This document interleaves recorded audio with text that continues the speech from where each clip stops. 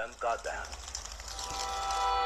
जब राम और लक्ष्मण वानर सेना समेत सीता जी की खोज कर रहे थे, उस समय एक ऐसा क्षण आया जब सभी भारत के दक्षिणी तट पर आकर रुक गए।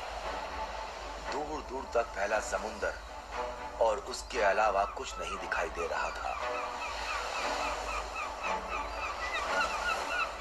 तब हनुमान समुद्र के ऊपर से उड़ते हुए सीता को ढूंढने लंका पहुंचे। लंका पहुंचकर वो सीता की तलाश करने लगे। कहाँ है माता सीता? तभी उन्हें अशोक वाटिका दिखाई दी। वो अशोक वाटिका में गए तो उन्होंने देखा कि एक दुखी स्त्री पेड़ के नीचे बैठी है। हो ना हो, यही सीता माता हैं। वो उनके पास गए। उन्हें देखकर सीता डर गई। कौन हो तुम?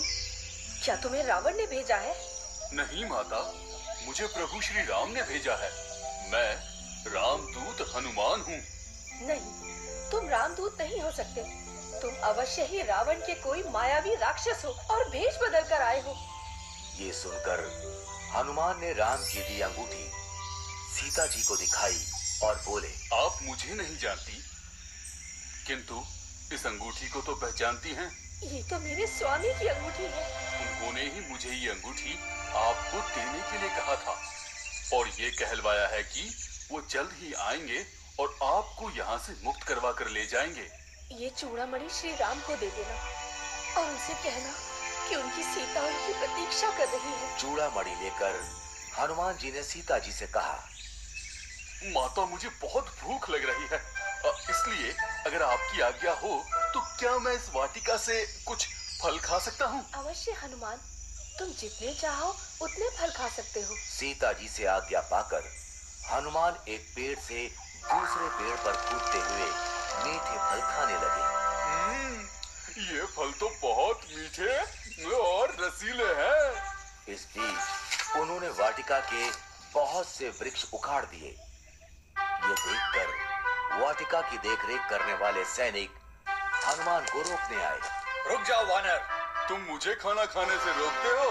ये कहकर हनुमान ने उन राक्षसों को उठाकर जमीन पर पटक दिया। लंकेश!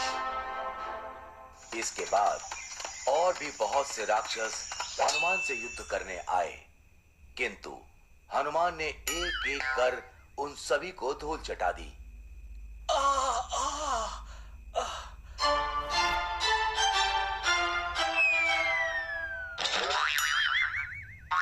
बचाइए लंकेश! ये सूचना जब लंका के राजा रावण के पास पहुंची तो उसने अपने पुत्र अक्षय से कहा, पुत्र अक्षय, तुम अभी जाओ और उस वानर को पकड़कर मेरे समक्ष लाओ। जो आज्ञा पिताजी। अक्षय राक्षस सेना के साथ वाटिका पहुंचा और हनुमान को ललकारते हुए बोला, लंकेश के पास जाने के लिए तैयार हो जाओ वानर। उससे पहले तुम यमराज के पास जाने के लिए तैयार हो जाओ। ये कहकर हनुमान ने अक्षय को पैरों से पकड़ा और जमीन पर पटक कर उसे मार दिया। जय श्री राम! ये देखकर अक्षय के साथ आए राक्षस डर कर वहां से भाग गए। लंकेश! लंकेश! अपने पुत्र अक्षय की मृत्यु की सूचना सुनकर रावण और भी क्रोधित हो गया। उसने अपने श्रेष्ठ पुत्र मेघनाद से कहा, पुत्र मेघनाद, उस उदंड वानर को पकड़कर मेरे समक्ष लाओ। मैं स्वयं उसे दंडित करूंगा। जो आज्ञा पिताजी। मेघनाद कुछ राक्षसों के साथ वाटिका पहुंचा। मेघनाद को देखकर हनुमान सोचने लगे, ये तो कोई बहुत बड़ा योद्धा प्रतीत होता है। अब तो क्या हुआ, मैं भी राम भक्त हनुमान हूँ। ये सोचकर हनुमान ने एक पेड़ उखाड़कर मेघनाद की तरफ फेंका। जय श्री राम! पेड़ मेघनाद के ऊपर जा गिरा और वो मूर्छित होकर जमीन पर गिर गया। कुछ देर बाद मेघनाद उठा और हनुमान से युद्ध करने लगा, किंतु हनुमान बहुत आसानी से उसकी हर माया को काट देते। जय श्री राम। अंत में मेघनाद ने ब्रह्मास्त्र का आवाहन किया। ओम ब्रह्माय नमः। ब्रह्मास्त्र को देखकर हनुमान सोचने लगे, ये तो ब्रह्मास्त्र है, इसे काट कर मैं ब्रह्मा जी का अपमान नहीं कर सकता। उन्होंने मेघनाद से कहा, रुको राक्षस, ब्रह्मास्त्र का उपयोग मत करो, मैं तुम्हारे साथ चलने के लिए तैयार हूँ। मेघनाद ने ब्रह्मास्त्र को लौटा दिया और नागपाश से हनुमान को बांधकर रावण की सभा में ले गया। रावण ने हनुमान से कहा, मूर्ख वानर, तुम कौन हो? तुम्हें किसने भेजा है? मैं रामदूत हनुमान हूँ। मुझे उन्होंने भेजा है जिन्होंने शिव जी के महान धनुष को तोड़ा, महाबली बाली का वध किया और जिसकी पत्नी को तुम छल पूर्वक हर कर लंका ले आए हो। मुझे उन श्री राम ने भेजा है।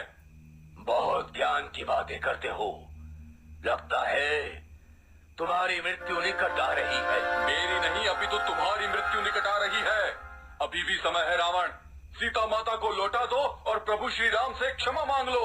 ये सुनकर रावण बहुत ज्यादा क्रोधित हो गया। उसने कहा, अभी इस वानर का वध कर दो। तभी सभा में बैठे रावण के भाई विभीषण खड़े हुए और बोले, नहीं भैया, ये दूत है और किसी दूत को मारना नियमों के विरुद्ध है। इस पर रावण ने सभा में बैठे दूसरे मंत्रियों से पूछा तो उनमें से एक ने कहा, लंकेश, वानरों को अपनी पूंछ बहुत प्रिय होती है, क्यों ना इसकी पूंछ में आग लगा दी जाए? हाँ, यही सही रहेगा।